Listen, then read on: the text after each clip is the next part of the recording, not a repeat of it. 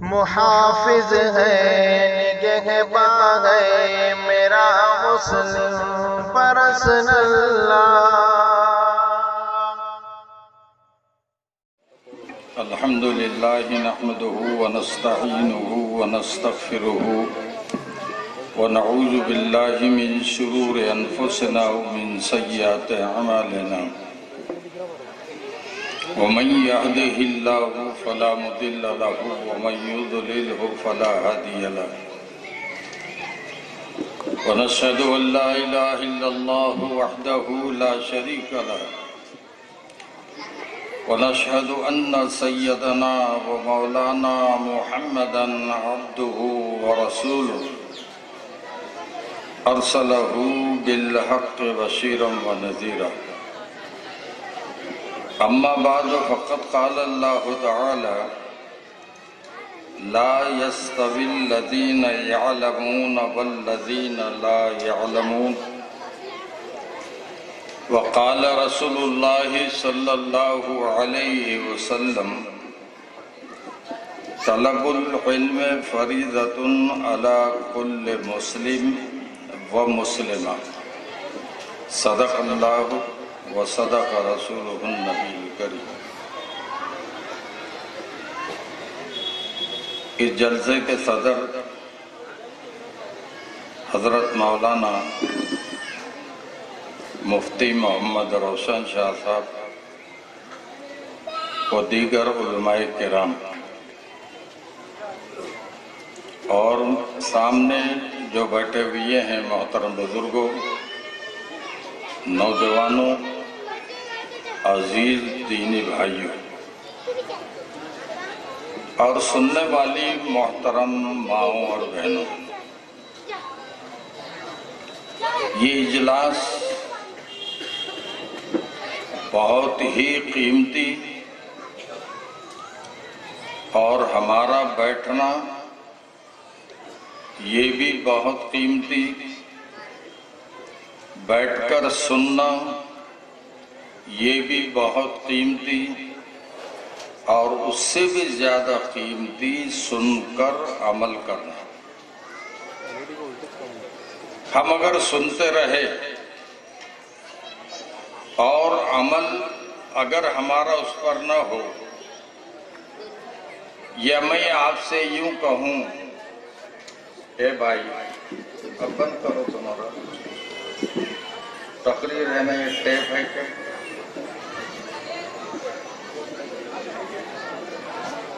ایک کنٹل اگر کوئی بات کرے، مثال دے رہا ہوں، اور 5 گرام بھی اس پر عمل نہ ہو تو ہم سب سوچیں گے، غور کریں گے کہ 1 کنٹل باتیں ہوئی ہے اور 5 گرام بھی اس پر عمل نہیں ہوا تو بولنے والا تو اپنے مقصد میں فیل ہو گیا، اور سننے والے پاس ہو گئے ایسا نہیں ہے، سننے والے بھی فیل ہو گئے کیونکہ عمل کی نیت نہیں ہے۔ دوسری بات میں آپ سے یہ کہوں، یہ مجلس جو ہے دینی تعلیمی بیداری کی ہے، اور اس کی ضرورت کیوں پیش آئی؟ اگر میں آپ سے یہ کہوں کہ دینی تعلیمی بیزاری کی وجہ سے یہ دینی تعلیمی بیداری کا اجلاس رکھا گیا ہے۔ اگر ہمارے پاس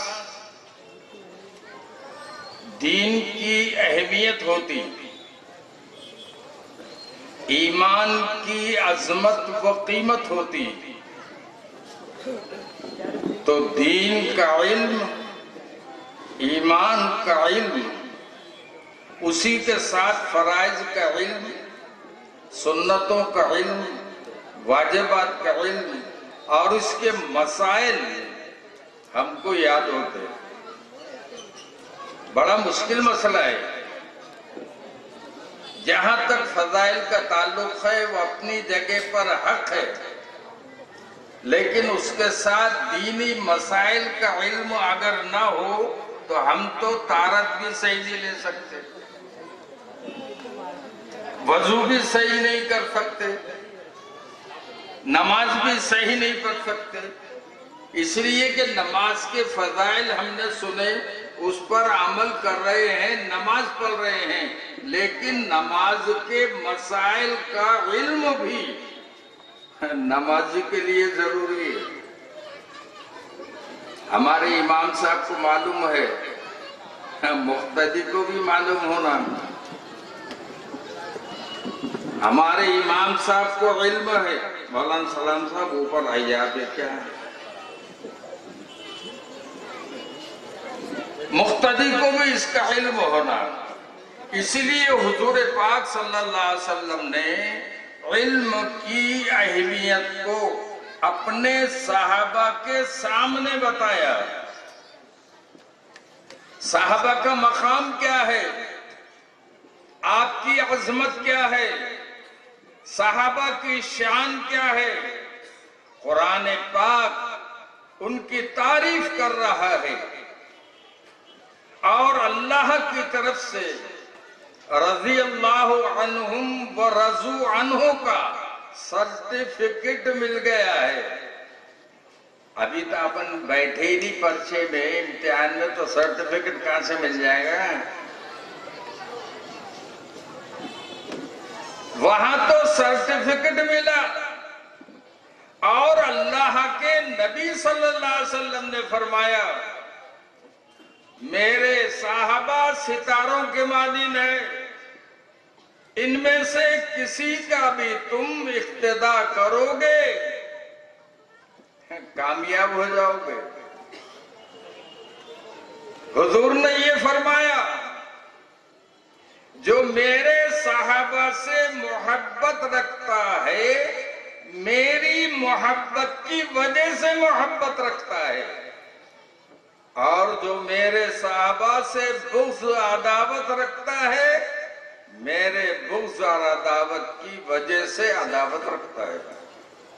ایسے صحابہ جو حضور کے پیچھے نماز پڑھ رہے ہوں، ایسے صحابہ جو حضور کی مجلس میں بیٹھ رہے ہوں، ایسے صحابہ جو حضور کے پیچھے نماز پڑھ رہے ہوں، ایسے صحابہ جو حضور کی دعا پر آمین کہہ رہے ہوں، ایسے صحابہ جو حضور پاک صلی اللہ علیہ وسلم کا 24 گھنٹے چہرہ انور دیکھ رہے ہوں، ان کے بیچ میں اللہ کے نبی فرما رہے ہیں طلب العلم فریضہ، علم دین کا حاصل کرنا ہر مسلمان کے اوپر فرض ہے، اور یہ ایسا فرض ہے کہ نماز فرض ہے، لیکن نماز کا علم فرض عین ہے، روزہ فرض ہے لیکن روزے کا علم فرض عین ہے، حج فرض ہے صاحب استطاعت کے اوپر، لیکن حج کا علم حج سے پہلے فرض ہے۔ جس شعبے میں آپ جائیں گے اس شعبے کا علم پہلے حاصل کرنا ضروری ہے، کہیں ایسا نہ ہو اللہ کی اور اس کے رسول کی نافرمانی ہو جائے۔ تو صحابہ کے سامنے حضور فرما رہے ہیں علم دین کا حاصل کرنا ہر مرد عورت پر فرض ہے، اور اس وقت تو دینی ماحول تھا بھیا، حضور موجود تھے، بڑے بڑے صحابہ موجود تھے،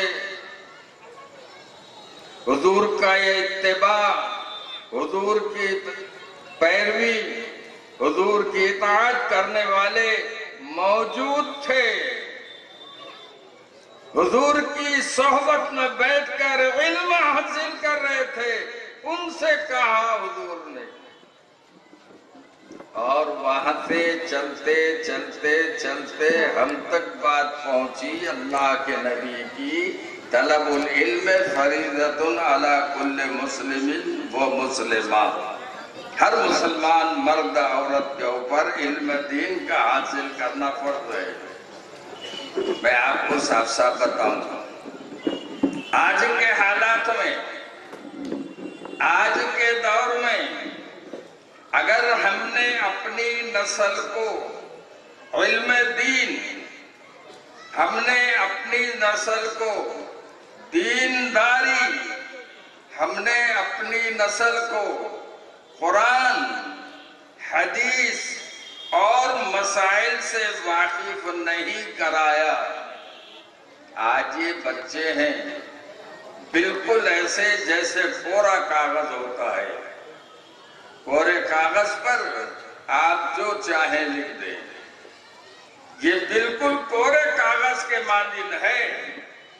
اگر اس کاغذ کے اوپر ایمان، ایمان والے اعمال، قرآن کی تعلیم، حضور کی عظمت، حضور کی محبت، حضور کی اطاعت اگر آپ لکھ دیں تو انشاءاللہ یہ بچپن کا لکھا ہوا زندگی بھر کام دے گا۔ لیکن ہماری بیداری کے مقابلے میں ہمارے بچوں کو دنیاوی تعلیم دلانے کی، چھوٹے سے لے کر بڑے تک، ماں سے لے کر باپ تک اور باپ سے اوپر دادا تک، دنیا کی تعلیم بڑی فکر کے ساتھ۔ لیکن اگر اسی ماحول میں ہم یہ دیکھیں کہ ہمارے بچے دینی تعلیم سے ناواقف ہیں، ہمارے بچوں کو پتہ نہیں توحید کیا ہوتی ہے، ہمارے بچوں کو معلوم نہیں رسالت کیا ہوتی ہے، ہمارے بچوں کو معلوم نہیں آخرت کیا ہوتی ہے، ہمارے بچوں کو معلوم نہیں عالم برزخ کیا ہے، ہمارے بچوں کو معلوم نہیں عالم دنیا میں کیسا رہنا ہے، ہمارے بچوں کو پتہ نہیں کہ اس دنیا کے اندر جو طریقہ زندگی ہے وہ اسلام کا کیا ہے، ہمارے بچے ناواقف ہیں۔ دنیا کے علوم حاصل کرنے کو ہم منع نہیں کرتے، لیکن کم سے کم ہمارا بچہ مکتب میں جا کر قرآن پاک، چھوٹے چھوٹے مسائل، نماز کی اہمیت، طہارت وضو، نماز کے فرائض، ایمان کی عظمت، اس کی حقیقت، اگر یہ مکتب میں جا کر سیکھ لے گا تو آگے چل کر وہ کسی بھی شعبے میں اگر جائے گا تو وہ اسلام کے اوپر، ایمان کے اوپر قائم رہے گا۔ آپ کو معلوم ہوگا کہ پوری دنیا کے اندر مسلمانوں کے ساتھ ایک کھلواڑ ہو رہا ہے، ان کے دین کے ساتھ، دین اسلام کے ساتھ، قرآن کے ساتھ، شریعت کے ساتھ، اسلامی قانون کے ساتھ ایک مذاق ہو رہا ہے۔ اور افسوسناک بات یہ ہے کہ کچھ ہمارا پڑھا لکھا طبقہ جن کا تعلق دنیاوی تعلیم سے ہے، دین سے نہیں، اگر دین سے تعلق ہوتا تو علم دین کا جو ہے وہ حاصل کرتے، اس کے بعد کسی پر بات کرتے، لیکن دین کا علم نہیں ہے، دینی ماحول گھر کا نہیں ہے، دینی لوگوں میں بیٹھنا اٹھنا نہیں ہے، اس لیے وہ سرعام تعداد چاہے ان کی کم ہو، وہ اسلام کے خلاف، ایمان کے خلاف، شرعی قانون کے خلاف اور حضور پاک صلی اللہ علیہ وسلم کی تعلیم اور زندگی کے خلاف اپنی زبان سے الفاظ نکال رہے ہیں۔ اللہ کو معلوم اسلام بھی باقی ان کے دل میں ہے، ایمان بھی باقی ان کے دل میں ہے یا نہیں ہے۔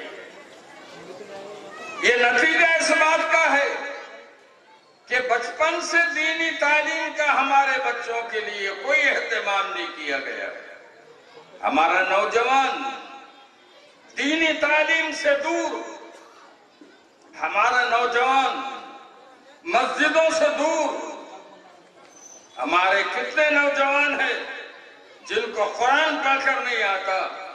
ہمارے کتنے نوجوان ہیں نماز میں کیا پڑھا جاتا ہے وہ معلوم نہیں؟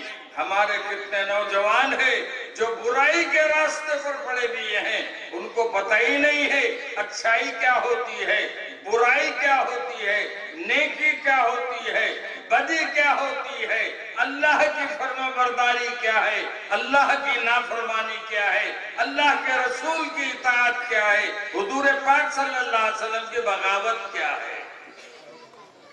ہمارا نوجوان طبقہ جو ہے اس میں زیادہ مبتلا ہے۔ اس لیے ضرورت محسوس کی جا رہی ہے کہ جگہ جگہ ایسی مجلسیں ہوں جس میں دینی بیداری اور تعلیم، اس کی اہمیت نہ ہونے کی وجہ سے محترم بزرگ دوستوں میں کیا بتاؤں آپ کو، علم دین نہ ہونے کی وجہ سے شرک بھی ہمارے گھروں میں گھس گیا۔ علم دین نہ ہونے کی وجہ سے کفر ہمارے گھروں میں گھسا۔ علم دین نہ ہونے کی وجہ سے بدعت و خرافات ہمارے گھروں میں گھسی۔ علم دین نہ ہونے کی وجہ سے اللہ کی بغاوت ہمارے گھروں میں ہونے لگی، اللہ کے رسول کی بغاوت ہمارے گھروں میں ہونے لگی۔ میں اس کو بتانا نہیں چاہتا، لیکن آپ کو یہ معلوم ہے کتنے گھر بڑھیا قسم کے ہیں، گھر میں بڑھیا قسم کا فرنیچر ہے، عیش و آرام کے نقشے ہیں، لیکن آپ بھی جانتے ہیں، میں بھی جانتا ہوں، برسوں ہو گئے وہ گھر قرآن کی تلاوت کے لیے ترس رہا ہے۔ برسوں ہو گئے اس گھر میں نماز نہیں، برسوں ہو گئے اس گھر کے اندر اللہ کا ذکر، اس کی یاد نہیں، برسوں ہو گئے گناہوں کی توبہ کرنے والا کوئی نہیں، حضور پاک صلی اللہ علیہ وسلم پر درود شریف پڑھنے والا کوئی نہیں، گھر کا گھر خالی ہے۔ اور آپ ایک بات اور دوسرے رخ سے سن لیں، اگر گھر میں ایک آدھا نماز پڑھنے والا ضعیف اگر ہے تو پورے گھر کے لیے ہم سمجھتے کافی ہے، کیونکہ دعوت ایک ہی آدمی کی ہے، پورے گھر کو نہیں ہے۔ دعوت میں بھی کیا ہوتا، ایک آدمی ہوتی دعوت یا پورے گھر کو ہوتی ہے دعوت؟ تو یہاں ایک آدمی کی دعوت نہیں ہے، پورے گھر کو دعوت ہے۔ ہر صاحب ایمان، ہر مسلمان کو دعوت ہے، حی علی الصلاۃ، حی الصلاۃ۔ ہر مسلمان کو دعوت ہے، الصلاۃ خیر من النوم، نماز نیند سے بہتر ہے۔ یہاں ہم سمجھتے ہیں ہمارے گھر سے ایک آدمی نماز کو جا رہا ہے، باقی کے گھر کے اندر سارے کے سارے بے نمازی ہیں۔ اب یہ حضرت بھی یہ سمجھتے کہ بھئی جو کرے گا وہ بھرے گا، جس کا ہاتھ ٹوٹے گا اس کے گلے میں بنے گا۔ یہ کسی کو نماز کا بولنے کو تیار نہیں، یہ کسی کو گناہوں سے روکنے کے لیے تیار نہیں، یہ کسی کو اچھائی کے راستے پر بلانے کے لیے تیار نہیں۔ محلے والے بھی تعریف کرتے، ہمارے محلے میں ایک ہی آدمی ہے، کھانا کھا کر مسجد میں جاتے، نماز ہو گئی گھر کو آتے، چائے پیتے پھر مسجد میں جاتے، یہ کسی کے لینے میں نہیں، یہ کسی میں دینے میں۔ بہت بڑھیا آدمی سمجھتے ہیں، اور اللہ کے نبی نے فرمایا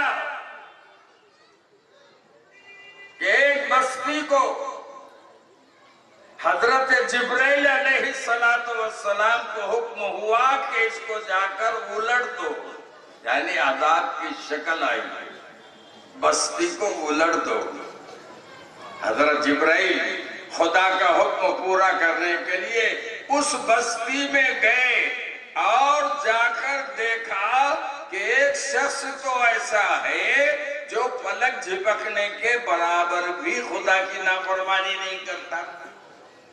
अब आप अंदाजा लगाइए वो शख्स कैसा होगा जिसकी हजरत जिब्राइल जो फरिश्तों के सरदार हैं गवाही दे रहे हैं कि इस बस्ती के अंदर एक ऐसा शख्स है जो पलक झपकने के बराबर भी अल्लाह की नाफरमानी नहीं करता। अल्लाह ने यहाँ अजाब का फरिश्ता भेज दिया। हजरत जिब्राइल वापिस गए और जाकर कहा, ए खुदाबंद खुद्दूस, जिस बस्ती पर आपने अजाब भेजने का फैसला किया, बस्ती को उलटने का फैसला किया, उसमें तो एक शख्स ऐसा भी है जो तेरी इतनी भी नाफरमानी नहीं करता जितनी पलक झपकने में देर लगती है। अब आप अंदाजा लगाइए, जिनकी अच्छाई की गवाही हजरत जिब्राइल दे रहे हों, हमारी गवाही हमारी बीवी हमारे फेवर में देने को तैयार नहीं है।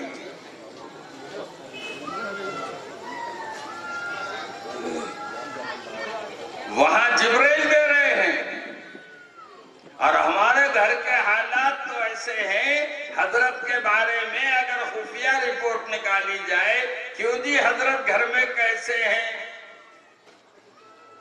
तो वो कहे कि जान लो ना हजरत, अब जैसे भी है जिंदगी निभाना है। एक हाजी साहब हज करके आए, अभी ताजे हज करके आए, जरा सा नमक ज्यादा हुआ तो तलाक, चटनी ज्यादा हो गई तो तलाक, पानी जल्दी नहीं लाई तो तलाक, यानी वो एक खेल हो गया था उनके वास्ते। अब वो औरत भी बेगरत बन गई है, देते ही रहते हैं। अब उनको मसला मालूम ही नहीं तलाक क्या होता है। हज करके आ गए, हज करके आने के बाद में कहा, देख अब मैं हज करके आ गया, तू अच्छी सी रहे, अब मैं तलाक नहीं दूंगा तेरे को। पहले जो टोकरा भर के दे दिया वो अजीब हालात हैं। और आज के दौर में मैं आपसे साफ साफ बात कहना चाहता हूं, दुनिया में आपके ईमान के खिलाफ, पूरी दुनिया में इस्लाम के खिलाफ, पूरी दुनिया में शरीयत के खिलाफ, पूरी दुनिया में हुजूर पाक सल्लल्लाहु अलैहि वसल्लम की जिंदगी के खिलाफ, पूरी दुनिया के अंदर दीन इस्लाम जो फैलने के लिए आया है, ये जिंदा दीन है, ये खुद के पैरों में चलता है और चलता रहेगा क़यामत तक। उनकी स्कीम ये कि किसी तरीके से मुसलमानों के अंदर से इस्लाम को, ईमान को खत्म कर दिया जाए। स्कीमें चलाई गई बाकायदा, मस्जिदों को गिराया गया, कुरान जलाया गया, दरिया में कुरान डुबोया गया, मुसलमानों को कहा गया अब इस्लाम, ये बेटा ये तबलीग का काम बाद में कर दो, बहुत सवाब का काम नहीं कर रहा था, दूसरा मौलाना थोड़ी है, मैं इधर कहीं हूं। पूरी दुनिया के अंदर कि आने वाली नस्ल इस्लाम पर कायम न रहे, ईमान पर कायम न रहे, मुख्तलिफ किस्म के हथकंडे इस्तेमाल किए जा रहे हैं जो आप तमाम हजरात को मालूम है। इस्लाम जान से ज्यादा अजीज समझो, कुरान जान से ज्यादा अजीज समझो, हुजूर की मोहब्बत जान से ज्यादा अजीज समझो, शरीयत के एक कानून जान से ज्यादा अजीज समझो। ये कब होगा? जब हमारे पास दीन का इल्म होगा और हमारी आने वाली नस्ल ईमान पर उस वक्त कायम रहेगी जब उनके पास दीन का इल्म होगा। ساری دنیا میں اسلام سے ہٹانے کے واسطے مختلف قسم کے ہتھ کنڈے استعمال کیے جا رہے ہیں۔ اللہ علماء دین کی عمر میں برکت عطا فرمائے، بات کے اوپر وہ سامنے آ جاتے ہیں، دین کی فکر کو لے کر آتے ہیں۔ جتنا اسلام کے خلاف اسکیمیں چلائی گئی، علماء ہی سامنے آئے۔ جتنا اسلام کے خلاف زہر پھیلایا گیا، علماء ہی سامنے آئے۔ جتنا شریعت کا مذاق اڑایا گیا، علماء ہی سامنے آئے، اور آج بھی اللہ کے فضل سے علماء ہی سامنے ہیں۔ اور یہ علماء آپ کو ملے کہاں سے؟ یہ مدرسوں سے ملے ہیں۔ حافظ قرآن مدرسوں نے آپ کو دیا ہے، بہترین قاری مدرسوں نے آپ کو دیا ہے، بہترین خطیب مدرسوں نے آپ کو دیا ہے، بہترین مناظر مدرسوں نے آپ کو دیا ہے۔ عجیب قسم کی باتیں ہمارے پاس آتی ہیں۔ مدرسوں نے ہم کو کیا دیا؟ تم نے مدرسوں کو کیا دے دی؟ زکوٰۃ، صدقات، خیرات، اچھا مال تو تم نے کھا گئے۔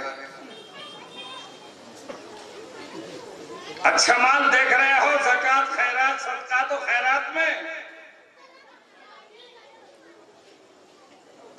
یہ قربانی ان کی سمجھو جو کم تنخواہوں کے اوپر تمہارے بچوں کو حافظ قرآن بنا رہے ہیں، عالم دین بنا رہے ہیں، مکتب کے اندر جو تعلیم ہو رہی ہے ان کو دینی مسائل سکھا کر اسکولوں میں آپ بھیج رہے ہیں۔ ورنہ دینی تعلیم اور مکاتب کی تعلیم اگر نہ ہوتی تو ہمارا بچہ دین سے ناواقف ہوتا۔ محترم بزرگ اور دوستو، ہم سب اس بات کی کوشش کریں کہ یہ دین کا علم جو ہے میرے لیے، میرے بچوں کے لیے سب پر فرض ہے۔ اچھا، اس میں عمر کی کوئی قید نہیں ہے۔ ہم یہ نہ سمجھیں کہ ہمارے بچے مکتب میں جا رہے ہیں، آپ بھی مسجد میں بیٹھ کر کسی کو استاد بنا لیجئے اور قرآن پڑھ لیجئے۔ طالب علم بننے کے لیے عمر کی قید نہیں ہے۔ صحابہ کی بڑی بڑی عمریں تھی، اور ان عمروں کے اندر انہوں نے علم ایسا سیکھا کہ ان کی باتیں، ان کی روایتیں ہم درس کے اندر سنتے رہتے ہیں اور لوگوں کو سناتے رہتے ہیں۔ یہ حضور کی صحبت یافتہ ہیں، یہ حضور سے تعلیم حاصل کرنے والے ہیں۔ 1450 سال ہو گئے، جوں کی توں باتیں ہم تک کتابوں کے ذریعے سے پہنچ رہی ہے۔ اس لیے محترم بزرگ اور دوستو، اچھا 5 منٹ مل گیا۔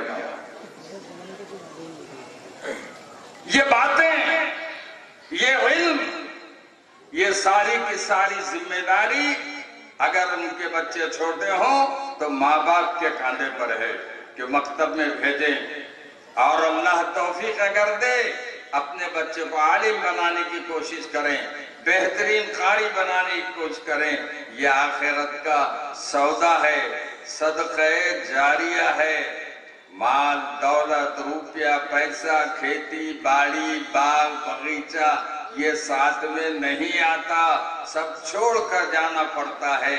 ساتھ میں وہی آتا ہے جو آدمی اپنے ہاتھ سے کچھ نیک کام کر ڈالے۔ اس لیے محترم بزرگ اور دوستو، ایسے حالات کے اندر ہم دین کو مضبوطی سے تھامیں، ایمان کی حفاظت کریں، ہر وہ کام سے اپنے آپ کو بچائیں جس سے ایمان خراب ہوتا ہے، ہر اس کام کا ہم کرنے والے بنیں جس سے ایمان میں قوت اور طاقت پیدا ہوتی ہے۔ دنیا چاہے کتنی ہی اسکیم بنا لے، دنیا چاہے کتنے ہی پلان بنا لے، ہمارا ایمان اتنا کمزور نہیں ہے۔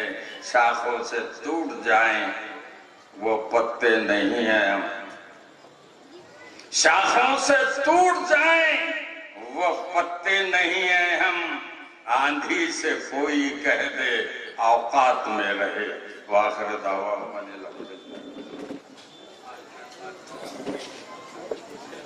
تب اس اعتبار سے ذرا سوچیں اور غور کریں کہ دنیا کے اندر کفر کی ہوائیں چل رہی ہیں، شرک کی ہوائیں چل رہی ہیں، بت پرستی کا اظہار تعریفیں کر کر کے ہو رہا ہے، اور مجھے افسوس ہوتا ہے کہ مسلمان اس میں شریک ہو جاتے۔ ایمان کی حفاظت ہوتی کیا؟ جہاں پر مرد عورت اکٹھے ہوں، نہیں ایسی دیکھنے کو چلے گئے تھے، کہاں گیا تھا دیکھنے کو، کیا تھا؟ ایمان خراب کرنے کو گیا۔ اور ایک بات اور سن لیجئے، ہم ان کی مجلسوں میں شریک ہوتے ہیں، ان کے جلوس میں شریک ہوتے ہیں جن کا تعلق نبی سے نہیں، جن کی دشمنی حضرت جبرائیل سے ہے، جن کی دشمنی صحابہ سے ہے، جو قرآن کو نہیں مانتے، جو حضرت ابو بکر صدیق، حضرت عمر فاروق، حضرت عثمان غنی کو مرتد و کافر کہتے ہیں، حضرت عائشہ کی جو توہین کرتے ہیں۔ ابھی سیزن گیا، ہم دیکھنے کو گئے تھے، کیا دیکھے؟